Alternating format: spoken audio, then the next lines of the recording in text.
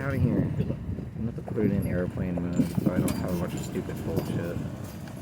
Hang on. Fuck you, Chris! Yeah, fuck you too. Fuck you, I'm doing an interview.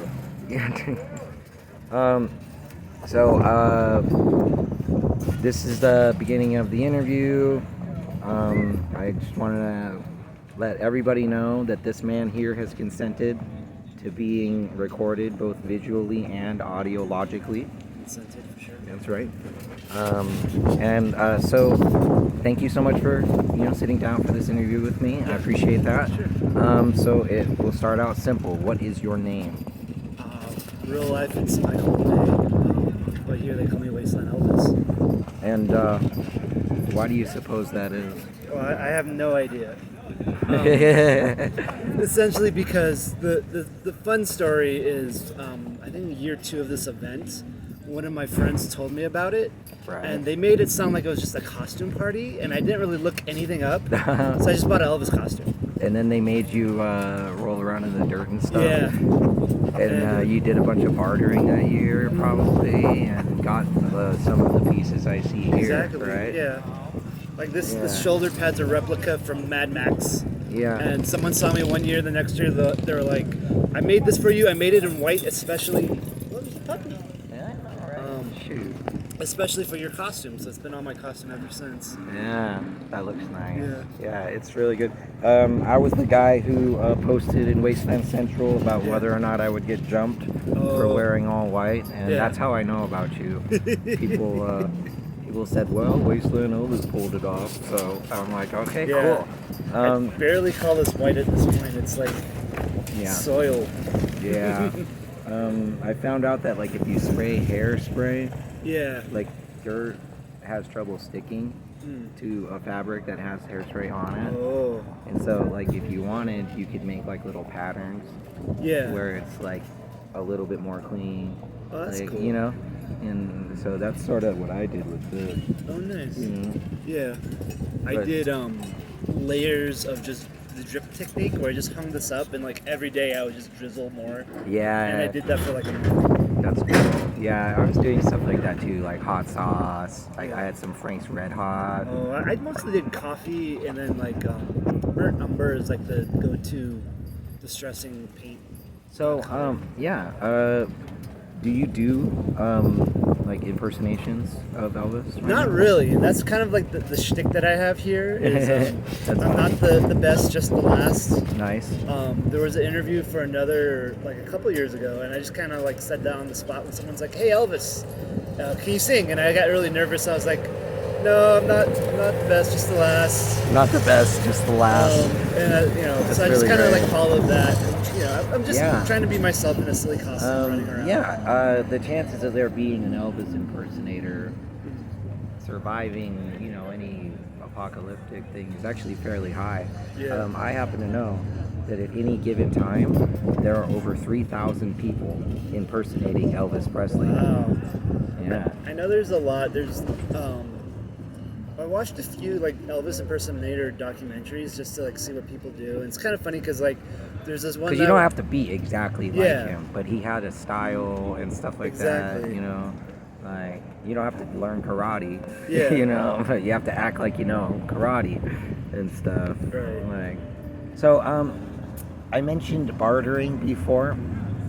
If you wouldn't mind just like talking a little bit about the importance of bartering at this event. Yeah, so it's kind of interesting because like one of the things that kind of like differentiates this event from like Burning Man is it's not like the concept is that you're not just giving things away for free. You're trying to trade and trying to like give something of equal value. So in practice, it's still kind of like you're just sharing things, but it's more about like, hey, I'm giving back to the community, and not so much about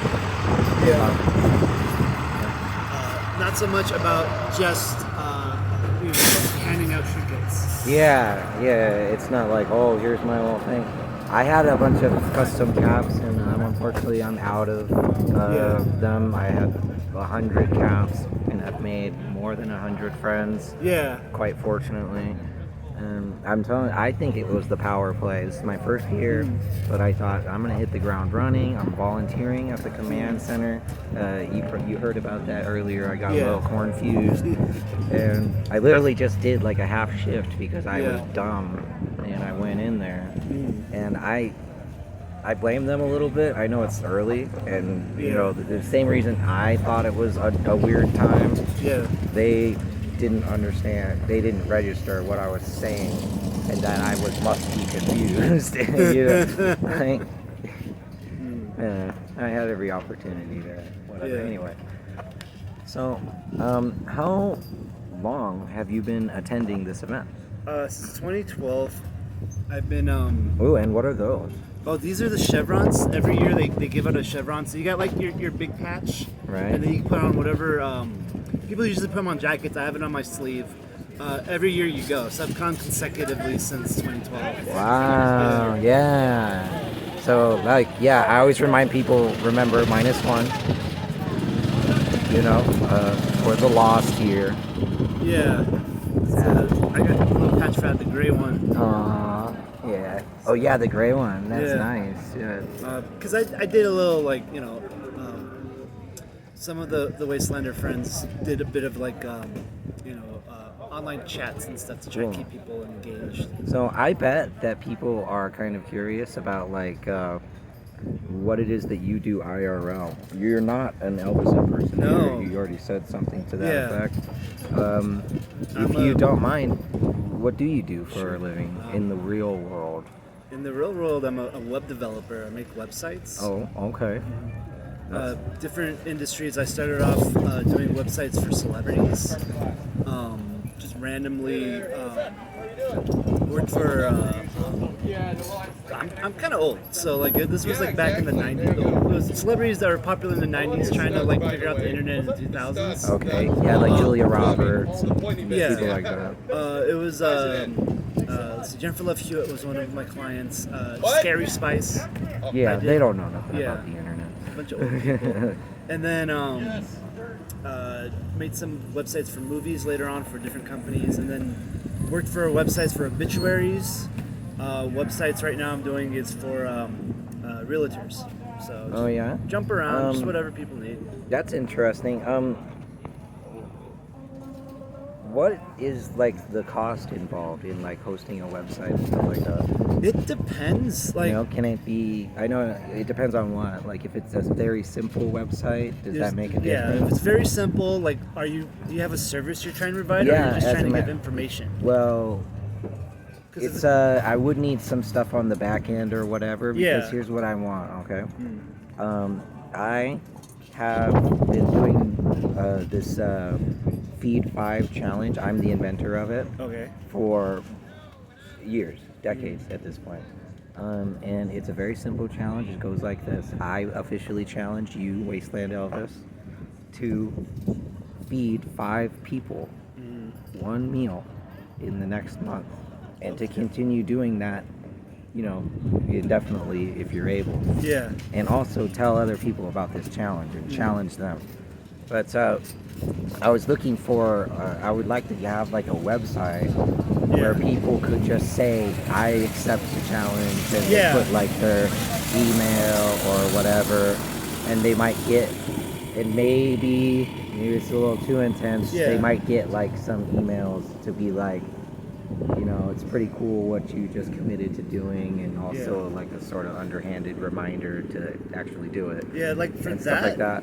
The price And just like a counter of how many people have accepted the challenge, and maybe some links to like Feed America, because you can fulfill the challenge by just donating to one of them. There's definitely different levels of like how like branded you want to be with that compared to like, you know, you could just have it so it links their YouTube video, and it'll just be like a list of like YouTube thumbnails, and you click on it to see them say their things. There's like, you know, there's a tool called Mailgun, MailChimp, a bunch of like third-party things to send out emails. Oh, cool. Yeah, so it's just like there's different pricing and all that. So. Okay. Yeah. So like something like that would be pretty expensive, or what? What do you think? It really just depends. Like if you it just depends. Like it's hard to say without like having a plan. Like if you have like how much effort you want to put into it would just raise the price, to be honest. Oh, yeah, I really don't want to put much effort into Yeah. it. I want it to be, you know, sort of a set and forget thing. Yeah. And that's, There's definitely tools online to help you with that. That you could probably do it for free if you just don't mind an ad on it or something. I wouldn't mind an ad, and Yeah. maybe I could somehow, you know, do some little hackerino stuff and make sure it's an ad for one of these feed people, you know, charities. Yeah. Because that would be nice. That would be nice. Yeah. You know. So that's all fascinating, and I really appreciate you giving me some of your time and doing this interview with me. Fuck you. That's it. That's the end of the interview. All right. Thank you. No worries.